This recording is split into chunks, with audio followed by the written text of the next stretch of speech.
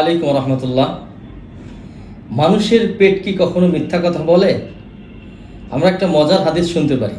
আন আবি সাঈদ আল-খুদরি রাদিয়াল্লাহু আনহু আতা রাজুলুন ইলা নবী সাল্লাল্লাহু আলাইহি ওয়াসাল্লাম ফাকাল আখি ইয়াশতাকি বাতনা ফাকালা আসকিহি আসালান।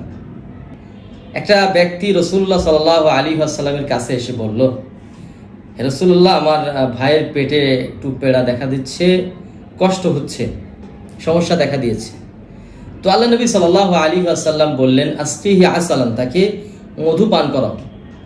দ্বিতীয়বার তিনি আবার আসলে আল্লাহ রাসূল সাল্লাল্লাহু আলাইহি ওয়াসাল্লাম একই কথা রিপিট করলেন।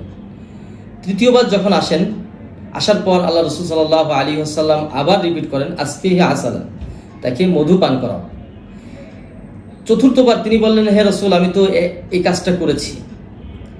তখন আল্লাহ নবী সাল্লাল্লাহু আলাইহি ওয়াসাল্লাম বলছেন, সাদাকাল্লাহ, আল্লাহ সত্য বলেছেন, ওয়া কাযাবা বাতনা আখিকা, বরং তোমার ভাইয়ের পেট মিথ্যা বলেছে।